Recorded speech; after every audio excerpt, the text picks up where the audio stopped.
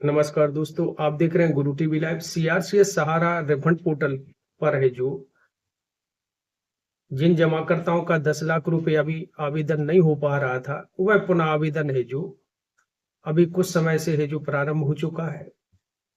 लेकिन सोचने की बात है कि मात्र हजारों की तादाद में एक दो व्यक्ति अर्थात जमाकर्ता होंगे जिनका पुनः आवेदन है जो स्वीकार किया जा रहा है, जो कि सर्वथा गलत है।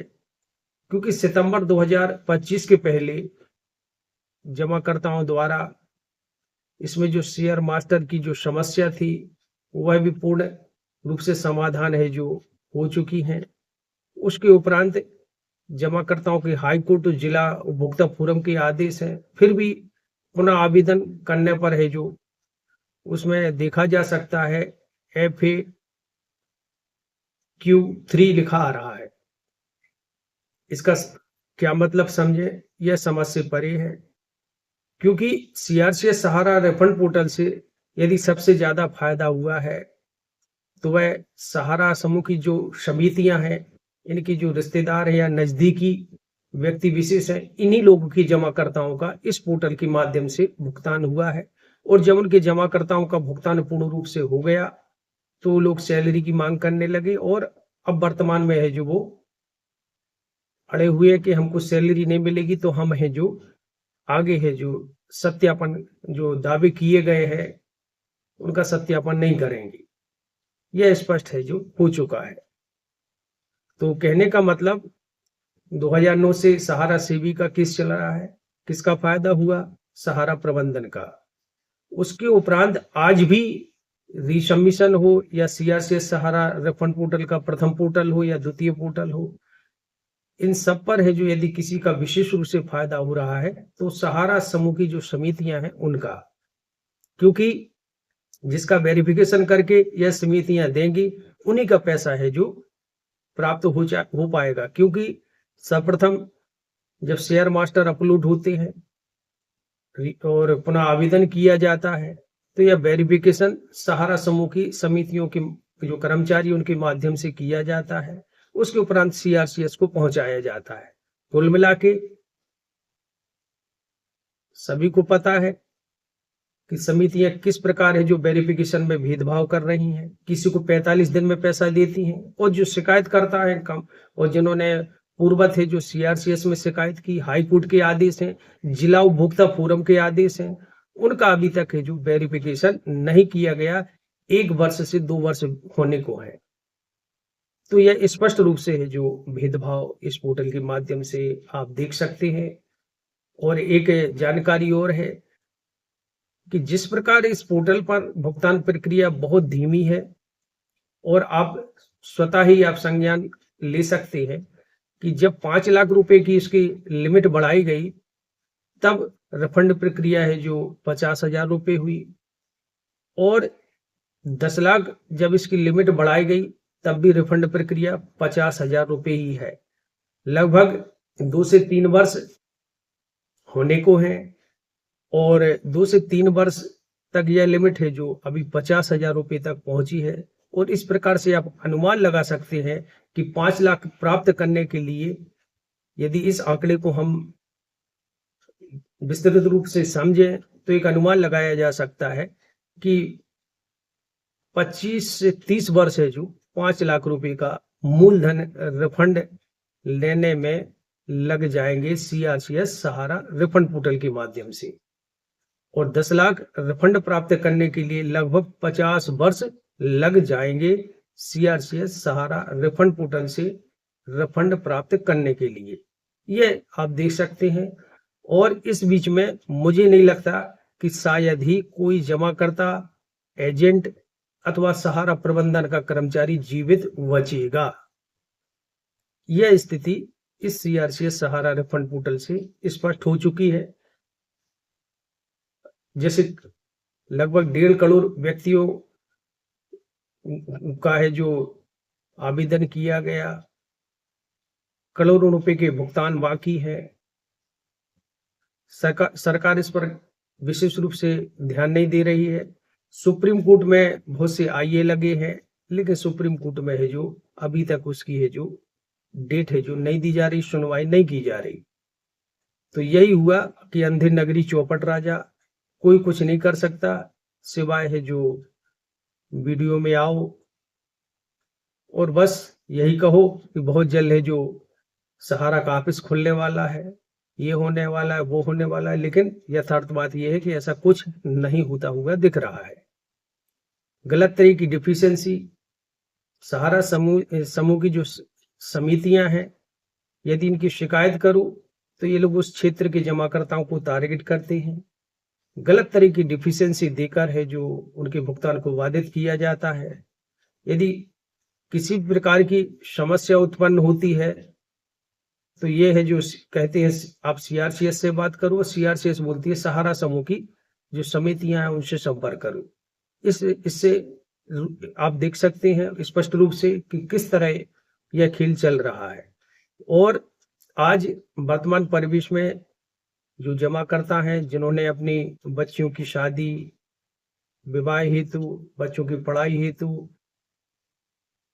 अथवा दवाई इलाज हेतु पैसों की आवश्यकता है, उनके यह भुगतान है जो मिलना बहुत ही कठिन है, क्योंकि 2 से 3 वर्ष हो जाने के बाद यदि पैसा मिल रहा है तो 50,000 रुपये, जबकि यह पोर्टल विशेष रूप से जो हाईकोर्ट की रिट याचिकाएं लगी थी, जिला उपभोक्ता फोरम के आदेश थे, सीआरसीएस पर जो अनेक कंप्लेंट की गई थी, उन लोगों को आधार मानते हुए एक पीआईएल लगाई गई थी पीनांग पांती मोहंती जी द्वारा। तो उनको भुगतान तो नहीं मिला, लेकिन इसमें सहारा समूह की जो सहकारी समितियां हैं इनको बड़ा फायदा मिला।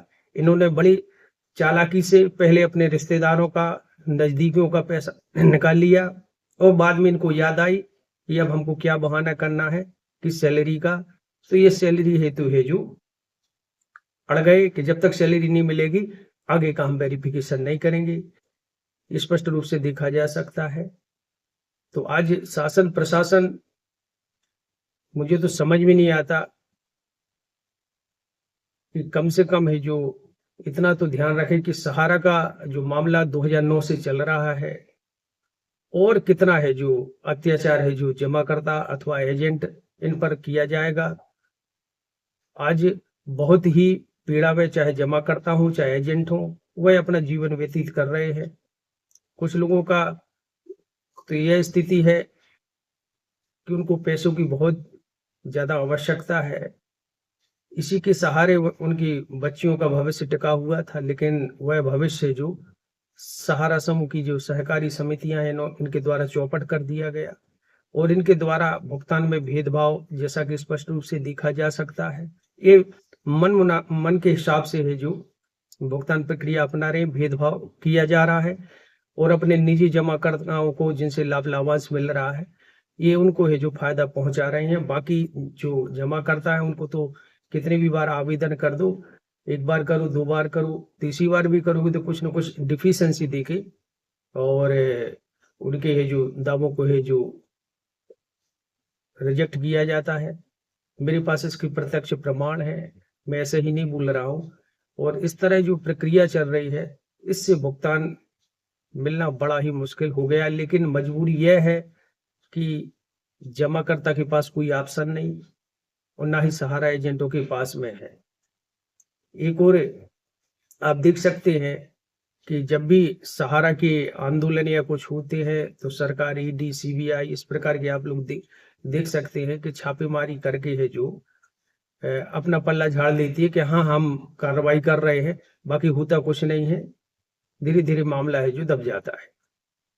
तो कहने का मतलब यह है कि 10 लाख का आवेदन तो शुरू हो चुका है, लेकिन वह किसका, क्या यह सहारा समूह की सहकारी समितियों के रिश्तेदारों के लिए मौका दिया गया है या मंत्रियों के जो रिश्तेदार हैं?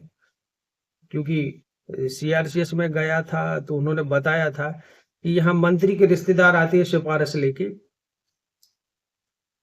तो इससे आप समझ सकते हैं कि कहीं मंत्री जी अपने रिश्तेदारों और सहारा प्रबंधन की जो सहकारी समितियां हैं तो वह भी अपनी नजदीकी रिश्तेदारों के माध्यम के लिए तो यह पोर्टल की लिमिट नहीं बढ़ाई गई, क्योंकि बाकी जो निवेशक है, जो वेतन जमा करता है, उनका तो ये रिसबमिशन हो ही नहीं रहा है, पुनः आवेदन पोर्टल ले ही नहीं रहा है। और ऐसे भी जमा करता है कि सोसाइटी द्वारा इतना, आप क्या कहें, कि 2 साल हो जाने के उपरांत उसको होल्ड पर रखे हुए हैं। तो यह आप स्पष्ट रूप से देख सकते हैं। मेरा उद्देश्य ये नहीं था कि भाई आप सैलरी की लड़ाई जिसके लिए लड़ना है, लेकिन कम से कम मानवता मत खोएं। आप लोग वो शर्म आनी चाहिए कि आप 18 जुलाई 2023 से ऐसे बहुत से जमाकर्ता हैं जिनका आपने दावा चेक ही नहीं किया। वहीं दूसरी ओर आप है जो अपने नजदीकी जमाकर्ताओं का है जो ले दे के है जो उनका कहने चाहिए वेरिफिकेशन है जो 45 दिन करा के उनका भुगतान करा चुके हैं, और जब अपना भुगतान पूरा हो गया तो आपको याद आई कि हमारी 2014 से सैलरी बाकी है। तो यह सब स्थिति परिस्थितियां थी जो मैंने आपको बताने का प्रयास किया। हालांकि इसमें ये मत समझना कि आप जैसा कर रहे हैं तो उसमें कोई कुछ नहीं करेगा। हर चीज का एक निमित्त और प्रारब्ध होता है, तो वह प्रक्रिया भी अपनाई जा रही है। देखते जाओ आगे क्या होता है।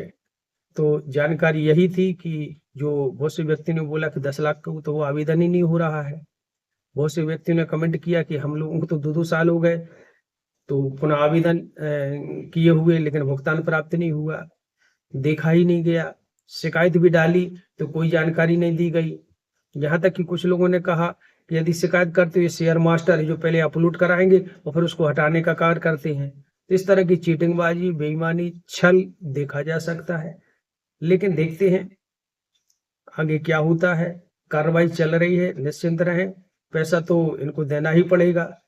अब यही है कि यदि आप प्रेम से देंगे तो ठीक है, ना दूसरी उपाय बहुत से हैं। क्योंकि माननीय सर्वोच्च न्यायालय की स्थिति तो आप देख सकते हैं कि बड़े ही दुखद है कि सिवाय पोर्टल के अलावा कोई आप आइए लगाओ या रिट लगाओ, सहारा के मैटर के मामले में सुनने को तैयार नहीं।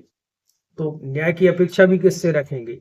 तो फिर यही बचता है कि हम लोगों को जो जमीनी स्तर पर है जो कार्रवाई करना अति आवश्यक है, निचली अदालतों में है जो इनके विरुद्ध मामला है जो पंजीबद्ध करना अति आवश्यक है। और विशेष रूप से जो प्रबंधक हैं, 50 डायरेक्टर हैं जिनका सुप्रीम कोर्ट में पहले नाम के लिए भी एक माननीय सर्वोच्च न्यायालय ने जानकारी मांगी थी, लेकिन बाद में अपने ही निर्णय को पलट लिया था। तो आप इस तरह देख सकते हैं। लेकिन सभी को पता है कि वर्तमान में जो सहकारी समितियां हैं, इसके डायरेक्टर कौन थी, प्रबंधक कौन थी, भले ही वह सहारा छोड़ चुके हों या अप्रत्यक्ष रूप से सहारा में आज भी काम कर रहे हैं। एक और रिजाइन देते हैं, दूसरे को काम भी कर रहे हैं। तो ऐसी जिनकी जानकारियां हैं तो उनके साक्ष्य प्रूफ एकत्रित करते हुए उनके विरुद्ध भी कार्रवाई करना अति आवश्यक है। जब तक ये लोग इनके विरुद्ध सख्त कार्रवाई नहीं होगी और इनकी जांच पड़ताल नहीं की जाएगी, तब तक मुझे नहीं लगता कि ये लोग है जो प्रेम से है जो ये दावा का सत्यापन है जो कार्य करेंगे। जानकारी यही थी। जय हिंद, जय भारत।